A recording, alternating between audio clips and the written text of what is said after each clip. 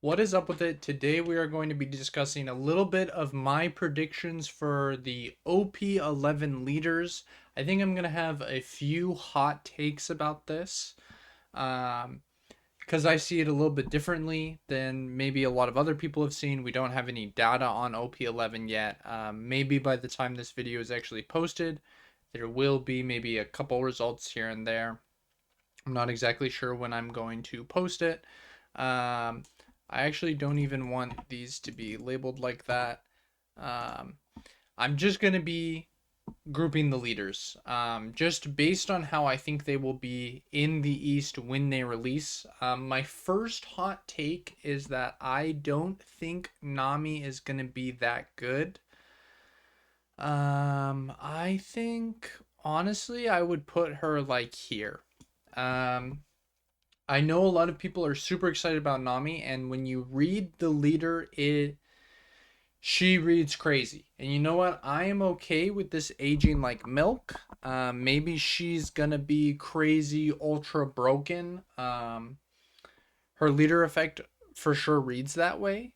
I remember reading it for the first time, just being like, "Holy, I can't believe Bandai printed this." But the truth of the matter is I think the card pool doesn't exist for this leader currently. When they first started revealing OP11 cards, they revealed all the good straw hats on like day one. They revealed the 8 cost secret rare, they revealed the Nami, they revealed the blocker Nami, and all of those cards read very custom. And then there was just like nothing else printed for the Straw Hats, which I think is really problematic for this leader. It's just kind of a good stuff deck, playing a bunch of generic cards, and the thing is, I don't think it has a direction. If you read something like the Lucci leader, it doesn't read that crazy. Oh, mill 2 -1, like that's fine. But there's like a very clear direction for how the deck is going to play and how what its win conditions are going to be. Um, the Nami, I don't think has any sort of direction, which is fine, but I just don't think the card pool is there. Like the blue card pool is overall very weak, and the yellow card pool is like pretty strong generally. But I'm not sure that this leader really benefits from a lot of the strong yellow cards in the game. So my hot take at the moment is I actually don't expect this Nami leader to be good. Um, I think she'll be fine, but not. I would be shocked if she was tier 1 or 1.5, honestly. Um, I think at some point in the future, for sure, if the card pool gets a little bit better, but just as things stand, I think she's lacking support. My next maybe hot take, I'm not exactly sure how people feel. I know when it was first revealed, people were a little hyped up, but ever since the Nami was revealed, I feel like all the focus has been on like Nami and Kobe from what I've seen in the dialogue. I think this leader by far will be the best in the set. Blue Purple Luffy's insane, you know? I think basically getting a double search every turn for free is just inherently super broken. Like if you think about it, after you're at 8 Dawn, you get a literal search for a Straw Hat. That's a free +1 that you get every single turn. Nothing too crazy. Like we do see a lot of leaders have a +1 in some sort of way. Like Reiju can get a free +1 every turn. Like Dofi gets a +1 on board, which is even crazier. Like a +1 isn't like that insane as a leader effect, but it is really, really strong generically, obviously. But the fact that you get to stack the rest of those 4 cards, is what makes it really crazy to me, because it's not just a +1, you're also picking your draw, which means it's kind of in a way one of the first generic searches in the game. Like in a way, the leader says, look at your top 5, add any card you want. It says, look at your top 5, add 2 cards to your hand, one of which has to be a straw hat, and the other one can be whatever you want. So it's like a generic search whatever you want, which is obviously super ignorant.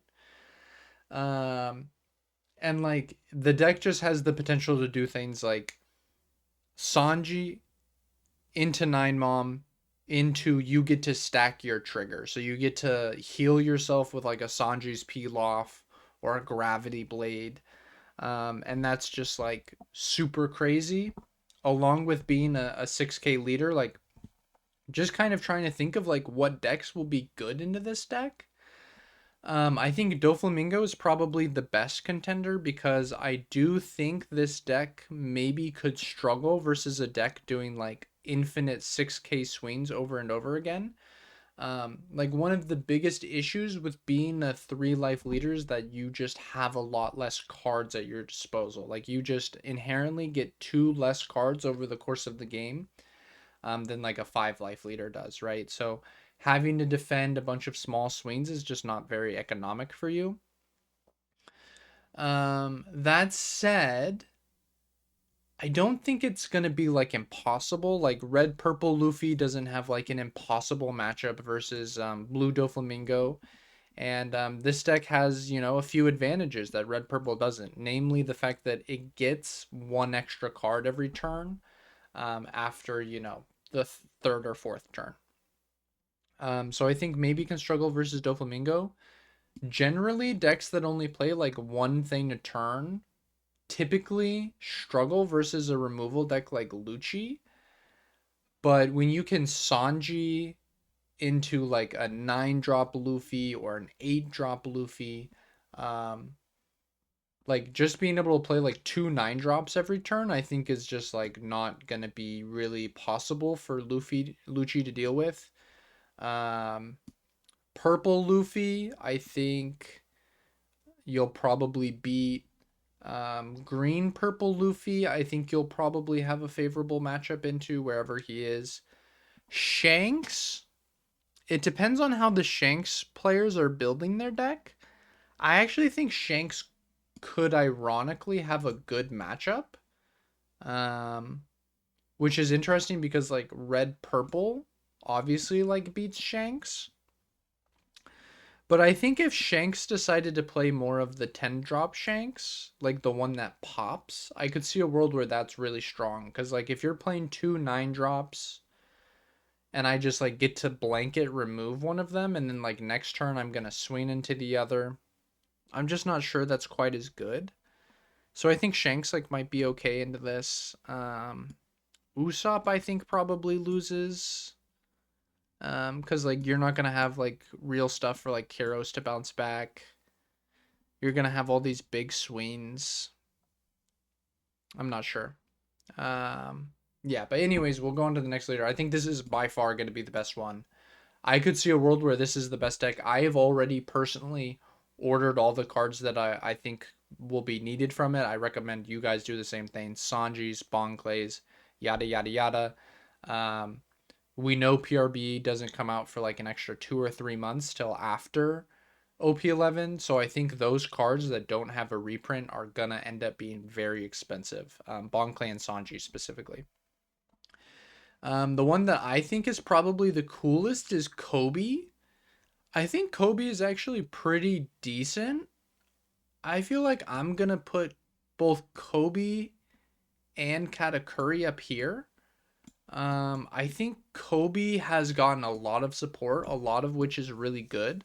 He has a lot of really good cards, especially if we're factoring in the promo, which again, this is for the East. So I think the promo is like a crazy card. The Helmeppo is like custom AF. The 9 or the 8 cost Kobe is really good. And then the Katakuri, his leader effect isn't that crazy. He does have some good cards, specifically the 8 drop Kata, which by the way will for sure be played in this deck, I think. But like maybe he can be down here. The reason why I'm like more willing to put him up here is like 5 life leaders with like just a decent effect, are just always you know, the game just revolves around them so frequently, it feels like, that like I almost want to give like a 5 life leader the benefit of the doubt. And if I had to pick between Kata and Jinbei, I would pick Kata. But I do think Jinbei's up here. I do think Jinbei's like has a lot of potential. I think he's like missing a couple cards, honestly. I do think Kata's maybe missing a couple cards too, so maybe like down here. Like really the only reason I'm putting Kata up here, even though I think like maybe he should be down here with Jinbei, is just like 5 life leaders always seem to, you know, overperform. And just genuinely 5 life leaders just overperform. But Jinbei, I think, is really cool. I think people are sleeping on him. I think his leader effect is actually really good. Like, if you're able to play the 1-drop searcher and then restand it, so that way your opponent can't just swing into it for free, I think that's super good. The 6 cost Jinbei, you know, being able to give something rush and also resting something, like that's one of the single best 6 drops in the game. No doubt. That card is phenomenal. So I actually think this deck is like low key kind of good. I think he's maybe just like missing 1 or 2 things is the issue, maybe. But you know, we'll see. And then at the bottom, I got Gadu Shiroshi. This deck I think is like awful. Um, we haven't really seen a leader that can't attack perform. I mean, we're going to. Eventually, we're gonna get to a place where they make a leader that can't attack and it pops off. Um, but it hasn't really happened, right? Vegapunk has been fine. Like it won a treasure cup, I guess. Rebecca had like a couple results in like whenever Rebecca was relevant, like 04 or 05, who even knows, right? Um, and then you know the Shirahoshi. I just think you know when your leader can't attack, you're inherently at minimum you're giving your opponent 1 card a turn. Like they get to save 1 card a turn over the course of the game. Which just means that you need like a super uber giga broken leader effect. And I don't think Shirahoshi has that. I think some of her cards really conflict. Like some of them, they want you, like they have an effect by turning the life face up, which like conflicts with the leader effect, which you want to play those cards by turning your life face up. Um, I don't really see the vision personally. I mean, maybe I'll be wrong about that. I'd be really surprised if Shirahoshi does well. To be honest, I don't think she's particularly good. Maybe at the beginning of the format, you can catch people by surprise doing some stuff, cheating out some stuff. But I don't think she's great. I don't think she's great. The other thing I want to mention is Luffy. I think this deck gets way better than it is currently in the West. I don't know how good exactly, but I wouldn't be surprised if some of our Italian brothers start cooking with this. Getting the new Sengoku in EBO2 and then getting the new Garp in 11 and getting the 1-drop searcher to fill your trash.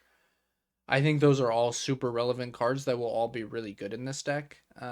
It for sure becomes like a Navy good stuff deck, like it already kind of was, but I think even more so. Um, so I actually think that this deck gets like a genuine good buff from O11. I don't really think anything else like notably gets super better. I mean, like obviously, like this gets kind of crazy because of Zeus. This gets like the new blocker, which is cute. I guess this deck probably doesn't really get to use much of the new Navy cards, to be honest. Um, yeah. But anyways, thank you all so much for watching. Let me know if you think I'm smoking crack. I mean, I know a lot of people feel like this is gonna be up here. I guess we'll see. I really genuinely don't think this is gonna be that good. I think if you were to ask me like which decks genuinely do I think will have like a real impact on the meta, I kind of think it's only this one. Like these two I think are like more like tier 2-ish decks probably, like maybe this as well. I don't see this deck being good, honestly. I really don't. Um but I mean, hey, come back to this video and let me know why I'm wrong. Thank you all so much for watching. Have a great rest of your day.